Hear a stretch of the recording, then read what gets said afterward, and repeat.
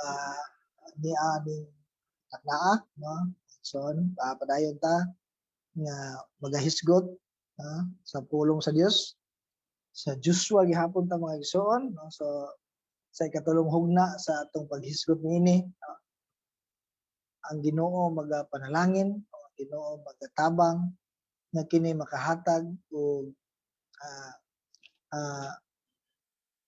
intro sa tuig no nga kita mag indot kayo no ang gisugdan sa atong leaders usab dinhi no nga nagagahin gayud nga ang Biblia maablihan gayud mga igsoon. Ang Biblia ablihan gayud, basahon gayud. Bisan unsa man nga version, bisan unsa man nga klase nga sa gadget man nga Bible no. Gidasi kita nga muabli gayud sa Bible ang matag usa. So nining kagabiyon padayon nato hisgutan ang Joshua diin gidasig usab kita diha mahitungod sa pagpawalandong sa pulong sa Dios. Kini ikatulo na ni nga hugna o sa point 1 ug 2 at humana nato karon 3 ug 4 atong humanon ni ini kagabiyon mga igsoon. Apan sa dili pa mga igsoon magampo na kita. Labing kamahanan nga Dios, Lord God, dalaygon ka sa among mga kinabuhi, Lord, walay sama kanimo. Salamat Lord God nga Lord, salamat nga ang imong presensya, Lord, maabot bisan asa o kaya nimo kami, Lord, tagbuon tanan namong mga panginahanglan matag-o sa Ginoo.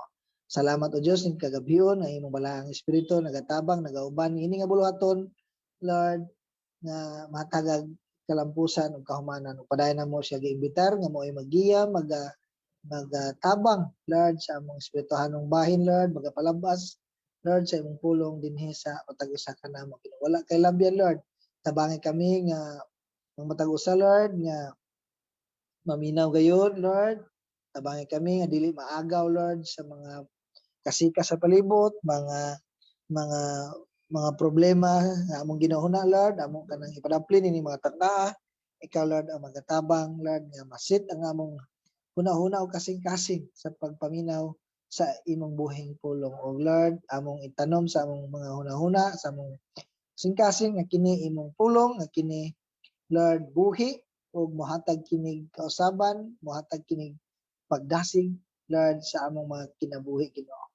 Salamat sa imong pag-uban, gamita lamang ako nga imong instrumento, Ginoo. Wala ko'y kaymuan kung wala ang imong tabang. Salamat, Balang Espiritu. Salamat, Amahan, sa ngalan ni Ginoong Hesus. Amen o Amen. Amen mga igsoon. O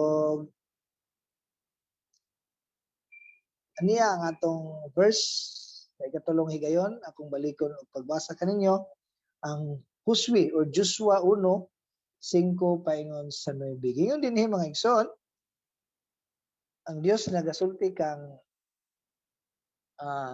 Joshua sa panahon nga si Moses namatay na nining panahon na. Mo ni ang pulong sa Dios ngadto kang Joshua.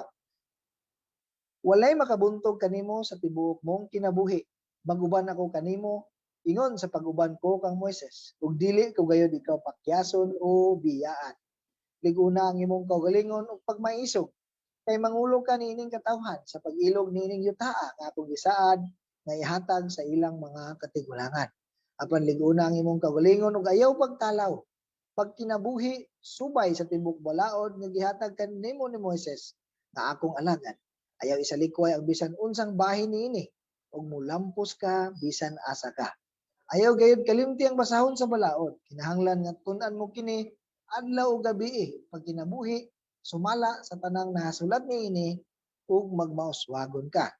Hinumdumi ang akong sugo nga magmalig-on ka ug maisugon ayaw kahadlok o kaluya tungod kay ako ang Ginoo nga imong Dios mag-uban kanimo bisan asa ka. So grabe ni nga mga pagdasig ang paglig-on sa Dios alang sa kang pinakauna kang Huswi or kang Joshua paglig-on kaniya isip mo sunod nga pangulo sa mga Israelita. So agi-review no ang una nat ang ato giuluhan kini og paglig-on gikan sa Dios o sa unang punto diha sa iyang saad. Pagligon sa Dios diha sa iyang mga saad, una nga siguradong may kadaugan, ikaduha nga siguradong siya magauban, og ang ikatulo sigurado nga dili gayud siya magpakyas o mubiya. So muna ang sa verse 5 sige ingon diha, og dili ko gayud ikaw pakyason o biyaan. Muna mga igsoon, ang Dios nag-ingon ana, siya ang nagsulti, og ang Dios mutuman gayud kay siya dili man bakakon. Sa Numeros verse 23, chapter 23 verse 19, ang ingon dinhi, ang Dios dili tao, busa dili siya mamakak. Dili siya anak sa tao, busa dili mausab ang iyang hunahuna. Bisan unsay iyang isaan, buhaton gayud niya. Mosulti siya og nahimo kini. So mo kini ang gingon sa pulong sa Dios. Una mga igsoon, sa pagsugod pa lang no, ang Dios ang una nagpabati sa iyang gugma sa tao no. Gigrasyahan niya ang tao aron ang tao makakunik sa Dios. Ang buhaton lamang sa tao mao ang pagpabilin nga nakakonektar diha sa Dios, diha sa pagampo, diha sa pagsimba, diha sa pagpamalandong, diha sa pagpangalagad ug pagkinabuhi diha sa pagtuo. Ug sigurado na siya dili gayud mobiya. Ang Dios dili gayud mobiya. Ang Dios sigurado gayud nga siya mutabang. Og sigurado nga ang Dios mopauswag ni ana nga tao. So John 15:4, pabilin kamo kanako, ako magpabilin kaninyo. Dili kamo makabunga, gawas ko magpabilin kamo kanako. Sama nga ang usa ka sanga dili makabunga, gawas kun magpabilin kini sa punuan. Sa verse 5, ako ang punuan sa paras ug kamo ang mga sanga. Ang magpabilin kanako ug ako diha kaniya mamungag daghan. Kay kun wala ako, wala kamoy mahimo. Ang dili magpabilin kanako mahisama sa usa ka sanga nga ilabay og malaya. Pamuniton kini, itambog sa kalayo aron mas sunog. Kung magpabilin kamo kanako ug ang akong mga pulong magpabilin kaninyo, makapangayo kamo bisan unsa ug madawat ninyo kini. Sa muna mga igsoon, no, ang Dios ug saad nga dili siya mobiya, no? Og dili ta mo detach sa Dios, no? Dili ta mo sukwahi, dili ta magtuman sa atong gusto, no? Dili ta magdali-dali dugay kayong Dios, no? Kaya basin kaparutan o kalaglagan lang ang atong dangatan, no?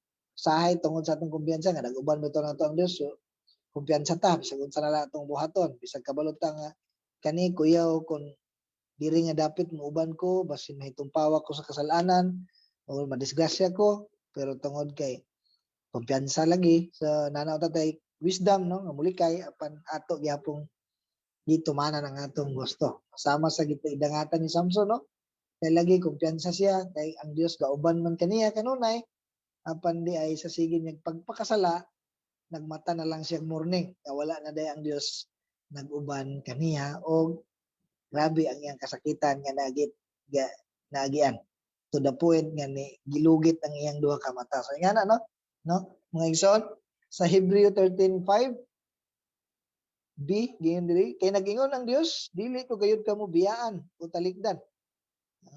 Our God is ever faithful God. Muna yung pinagka kuan sa title atong mga sa tong tuig nga gigamit ni Pastor Bubi, no? Our God is ever faithful God. Amen mga igsoon. Nga bisan pa man, no?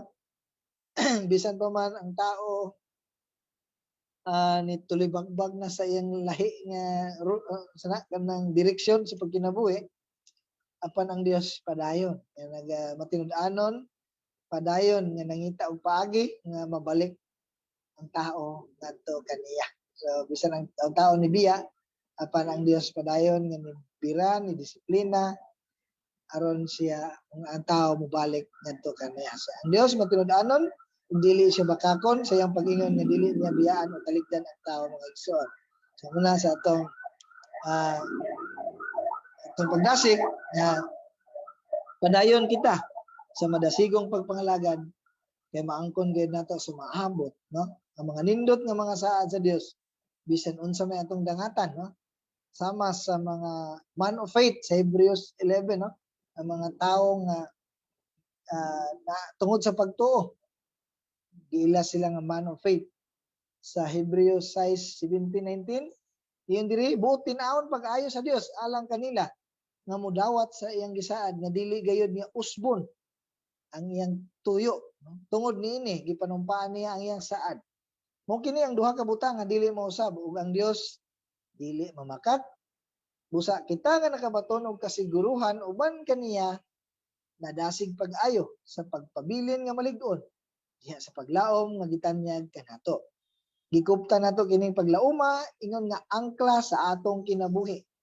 Siguro kini o kasaligan, milahos kini sa tabil sa langit ng templo sa kinasulurang alampuanan. So muna mga igsoon, kung sigurista ta, diha nato na ibutang atong pagtuo sa Ginoo kay makasiguro ta o makalaom gayud kita sa Dios 100% mga igsoon.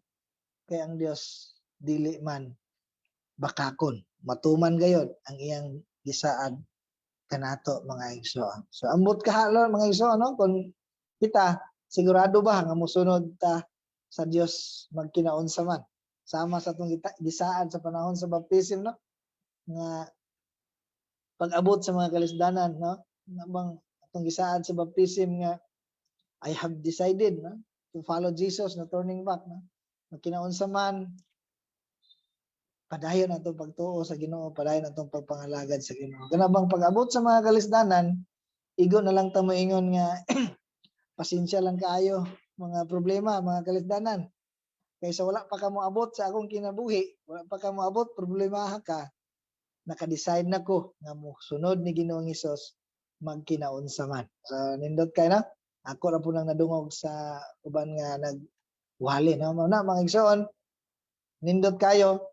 Og mo na ang atong sunod nga punto, ang katapusan ay kaupat mo ni nga kondisyon, ang kondisyon ini nga padayon nato tuuhan ang Dios ug tumanon ang iyang mga pulong. Sa verse 7, apan lig-una ang imong kaugalingon. Sa English pa na only be strong. Mas pilia nga magmalig-on ka. Lig-una ang imong kaugalingon ug ayaw pagtalaw. Pag kinabuhi, subay. Be careful to do. Sa tibok balaod nga gihatag kanimo ni Moses nga akong alagad. Ayaw isalikway ang bisan unsang bahin nini. Ug mulampos ka bisan asa ka. Do not turn it to the right or to the left, no? Ayaw to isa, ayaw kapapag, ayaw paglaig bangag, no? Ayaw to libagbag.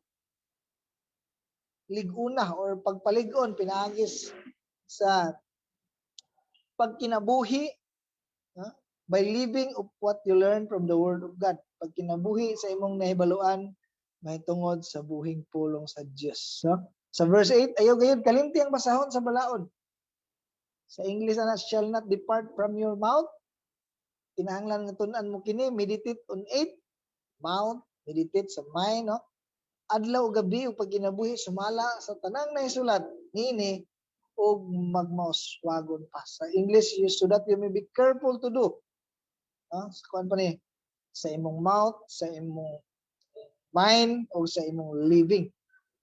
Pag kinabuhi diha sa pulong sa Dios, magmauswagon ka. Kanang promise sa Ginoo, grow ka.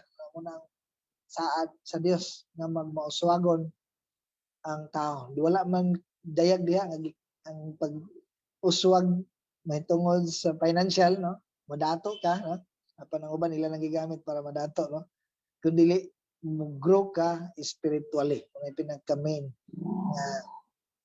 nga mo-grow ka spiritually ug mapalampuson ka sa tanan nga sugo sa Dios nga imong pagabuhatan. Sa verse 9, hinumdumi ang akong sugo nga magmaligon ka ug magmaysugon, ayaw kahadlok o kaluya. Tungod kay ako, ang Ginoo nga imong Dios, mag-uban kanimo bisan asa ka. Sama ba nga ang Dios miingon, di ba gikan pa lang sa pagsugod na ana nang saad sa Dios nga mag-uban ako kanimo bisan asa ka. Sama ba nga ang Dios miingon, subliyon ko ug hinumdumi gayud ni kung bation kag kahadlok ug kaluya, I am with you always. Wherever you are, wherever you go, whatever you do, whatever situation you face, no? Unsa man ang imong atubang, naara ko mo alalay nimo. Nutuo ba ta ana mga igsoon nga promise sa Ginoo? kung ato nang gituhan ng mga igsoon, unsa man ang atong giatubang karon, sigurado nga kaya nato na malagpasan ng mga igsoon. So kung nagkinabuhi kita, mga igsoon, sukwahi sa naisulat sa pulong sa Dios nga sa ato pa, kung sukwahi ang ato pagkinabuhi sa pulong sa Dios, nagkinabuhi ta diha sa sala. So mo ni ang atong pangutana, padayon ba nga mag-uban ang Dios? Mutabang ba ang Dios panahon sa ilang pagpakitabang? Munang sakto ka ng atong gibuhat matag prayer meeting mga igsoon. Nga mangayo una kitag kapasayloan sa atong mga sala ug tinud-anay nga maghinulsol. Pangayo og pagpasaylo ug pagbiya sa sala. Aron walay makababag sa tubag sa Dios alang sa atong inaampo. Nagingon sa Salmo sa 66:18, kung gitipigan ko pa ang akong mga sala, dili unta mamati kanako ang Ginoo. So mo kana ang pagdasig mga igsoon ning kagabion o sa atong panapos overall nga conclusion nga mao kining mga paglig-on sa Dios, no? Nindot kayo no kaysa diri sa Joshua, kung sa New Testament medyo nakuan siya nakatag-katag, sa Hebreo na to makita, sa Mateo na to nakita, pero diri sa Joshua murag naa nakaplastar tanan ang kinatibuk-ang pagdasig, no, sa Dios, no? Ang overall na to niini mao kini ang paglig-on sa Dios diha siyang saad nga siguradong may kadaugan, sigurado nga siya magauban, o sigurado nga dili gayud siya mopakyas o mobiya. Ang kondisyon niini tuuhan nato ang Dios, tumanon ang iyang pulong, o siguradong maswagon kita labi na sa espirituhanong paglambo. From simple kay nga tao, mahimo kang spiritual giant, no? Mahimo kang spiritual giant from gikan ka ulawon kayo, no? Ngadto sa pirmi na dayon ko magtestimony, pirmi na ka magsangyaw, mangimbitar, mag-Bible study, ang uban magwali, ug uban pa mahimong higanting espirituhanon maggamit sa buluhaton sa Ginoo. Apan higanti sa espiritual, apan pabilin nga mapaubsanon sama sa kinayahan ni Ginoong Hesus. Kamo manay pulong, no? Pulong sa Dios sa Filipos 2:5, no? Nga si atong batasanon, no? Ang sama sa kinayahan ni Ginoong Hesus nga mapaubsanon nga bisan siya Dios wala siya nagpabiling tupong sa Dios. Ang mapaubsanon sa dili ta kumpiyansa nga panahon nga daghan buluhaton nga gisangon sa Ginoo, dili yatagan tinig mga kalampusan, dili nato ang kunon, no, nga kini atoa kay kini tanan ang Dios may naghatag kanato nga mahimutang naghatag kanato gahom, kusog nga mahimutang dako para sa espirituhanong buluhaton. Mga igsoon, nakita nato diri gi-prove gid sa Ginoo kung padayon ta matinud-anon lang tagbasa sa Bible, gi-prove gid sa Dios, no, nga siya nagauban kang Joshua. Kay sila ila man gyud nga ginatuman unsa ang giingon sa Ginoo, apil ang mga katawan ila gyud gisunod, ug ang Dios matinud-anon gayud iyang gipakita nga iyang giingon nga siya magauban sama sa pag-uban niya kang Moses, no? Kung si Moses nagmilagro ang Dios, no? Gipikas ang dagat ug ningagi ang mga Israelita, yung mga katawhan nangagi sila. Nimala ang dagat, no? Ug ang tubig na murag pundo sa sigkakilid, murag paril. Ningagi sila. Gihimo to sa Dios sa time ni Moses, pero kung kugihan nato basa ang Joshua sa unahan, makita po nato nga gipahunong po ng Dios ang daloy sa suba, no? Gipahunong po niya kung niagi, gipamala niagi ang mga tao. So naagayod ang Dios, matinad-anon gayud ang Dios sa iyang pag-ingon nga siya magauban, nga siya mohatag og kadaugan, ug dili gayud siya mopakyas o mobiya mga igsoon. Salamat dalaygon ang Dios sa iyang buhing pulong nga gipaabot kanato mga igsoon. Pagampo ta. Labing gamahanan nga Dios, Lord God, salamat sa imong buhing pulong, Lord. Grabe gid ang imong paghatag niinig, Lord. Gininhawa niini nga pulong Ginoo. God-breathed, gitagaan gid nimo ni gininhawa Lord, bisan Lord karaan sige na namo kadungog apan Lord nagahatag kining paglabas kanamo unsa ka sa imong pagkadios sa imong pagsaad ug angayan kagayan namo sa ligan lauman sa bisan unsa man ang among dangatan Ginoo. Himo ang Ginoo nga kining tanan Lord nga among nadungog dili mo labay nga kawang imong balaang espiritu Lord God ang magpahiluna niini Lord sa matag tubang namo Lord sa matag sitwasyon sa among kinabuhi nga among gikahinagbo matag adlaw Ginoo. Lord, tabangi kami nga maghinumdum kanunay sa imong presensya nga naa kanunay kanamo Lord God. Salamat Lord aron kami malikay sa pagpakasala aron kami Lord dili magpunay ka hadlok ug kabalaka Lord God kay ikaw nagauban man kanamo Ginoo. Salamat sa imong buhing pulong nga naghatag na usab kanamo kadasig meaning kagabion og sa among pagkinabuhi matag adlaw. Dalaygon ka sa tanan, kanimo ang tanang dungog himay ug pasalamat sa ngalan ni Ginoong Hesus. Amen o Amen.